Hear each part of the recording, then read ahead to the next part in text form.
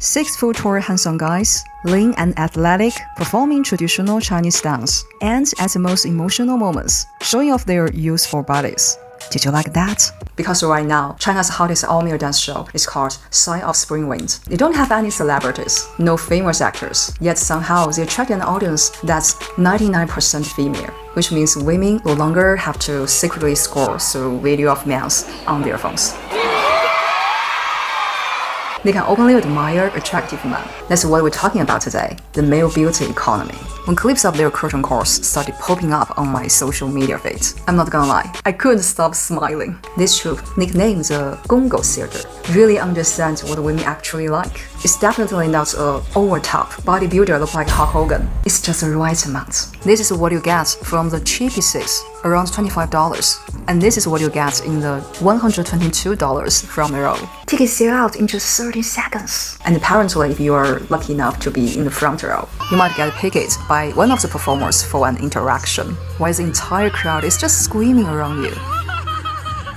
Female viewers online were basically like, "This is what women should be watching. We are finally being fed." One 13-year-old mother comments, "At home, I'm a wife and a mother. At work, I'm an employee. But at this performance, I finally get to be myself. I can openly admire handsome men, and nobody gets to tell me otherwise." But not everyone saw it that way. Another group of people call it vulgar. This isn't art at all, they said. Even some official media outlets criticized the show. As a result, in cities like Beijing and Shanghai, the performers were still wear tank tops. And then things got even more ridiculous. One audience reportedly spent around $115 on a ticket, didn't see enough muscle definition, and actually filed complaints with the government, claiming false advertising. Just imagine being the person answering the phone call. "I paid good money for this show," and the performers show up wearing clothes.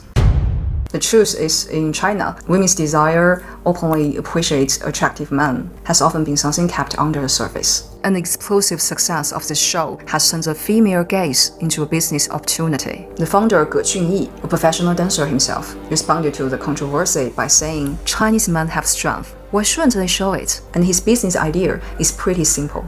First, he wants male audience to look at the dancers and think, "I want to become like that." And he wants female audience to think, "Wow, I want someone like that." Second, he wants his dancers to make real money, to buy houses, own cars, and live comfortably, so they can focus entirely on dancing instead of worrying about survival. That's why he specifically recruits young men who have just graduated from dance academies, and then he trains their physics, their stage presences, even the way they make eye contact with the audience. Today, the top performers in the company reportedly earn around $14,000 a month, about 10 times more than average performers. And honestly, this trend is absolutely insane. You know NPCs. Maybe in your country, they more like performers or actors. But in China's tourist attractions, their job has evolved into something people call emotional service. They've actually been around for a while, but at first it was simple, just standing there and taking photos with tourists, like most NPC characters you'd expected. But now it's gotten way more elaborate.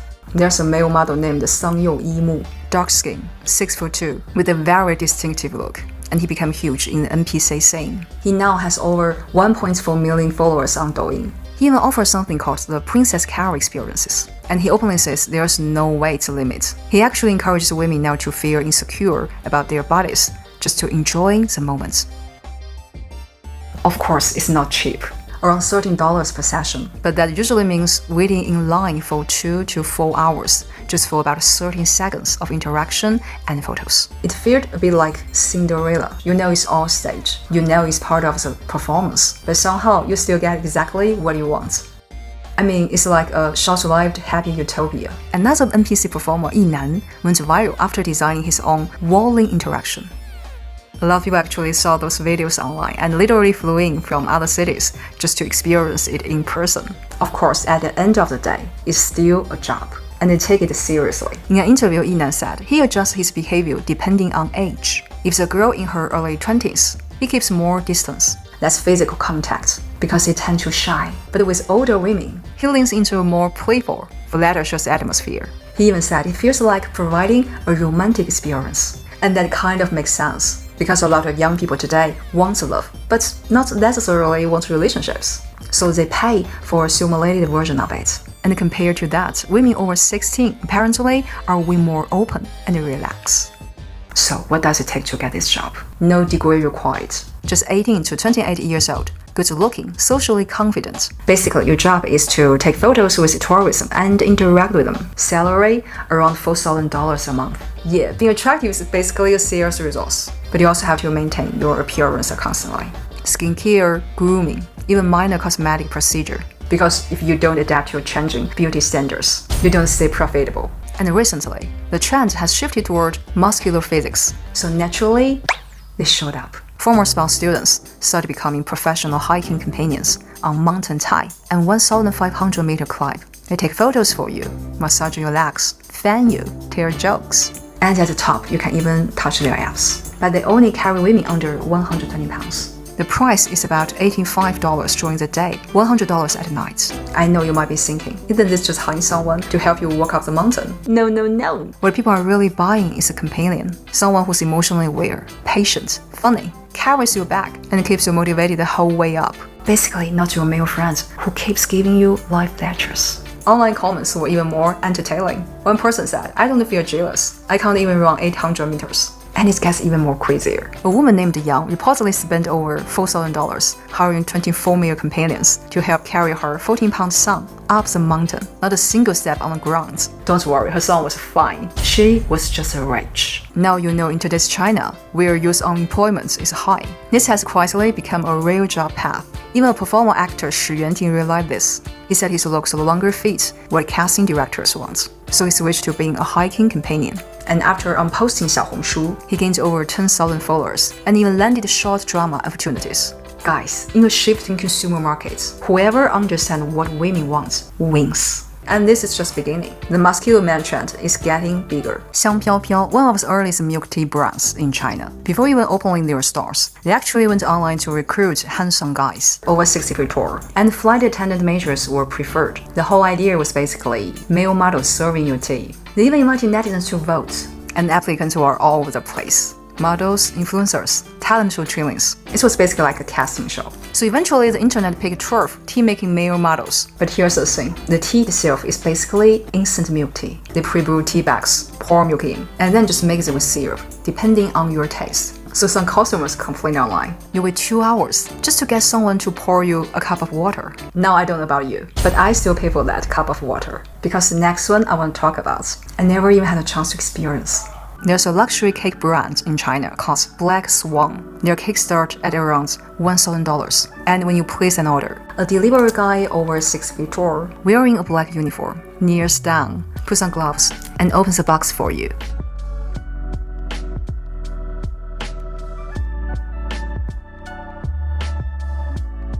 This kind of concept quickly copied by the hot pot brand Haidilao. Good-looking male waiters serve your food.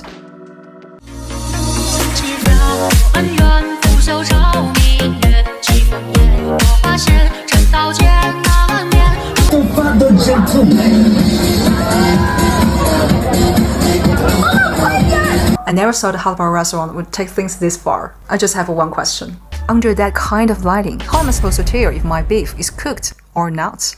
Anyway, in this trend, even clothing stores had to level up. Instead of going into a store, you'll see this kind of window models. And if you actually want to buy clothes, you get this kind of service.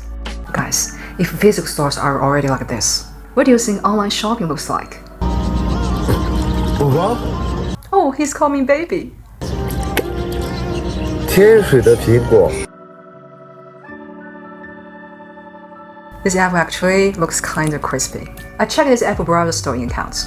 It's really going all out selling apples. Sellers that are just way too competitive.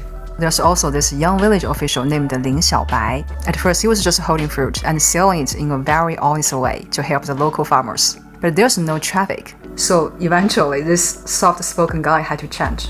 And clearly, once he started dancing, viewers came in, but netizens were fully convinced. So the fruit isn't in a hurry to sell, huh? So he went even further.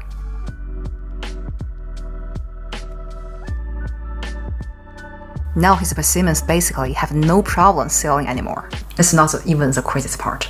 Even live streams now have entire boy bands performing for you in real time. And while they're working that hard during live streams, after the stream ends, they're also expected to maintain consumer relationships. Meaning they will privately message female fans who send gifts, chat with them, and encourage more spending. I know this kind of male beauty economy is growing fast. It looks like a reversal of power, but it's not that simple. Some female consumers feel like they need to dress up and look perfect just to deserve these male models. Unlike how women used to be objectified, now men being gazed at has become a resource. A kind of attraction, a kind of value. There's nothing wrong with appreciating beauty. But when things go too far, the boundaries start to blur. There are no clear rules here. You think you are buying an experience, but you might just be seen as prey. I'm Jimo, thanks for watching, see you.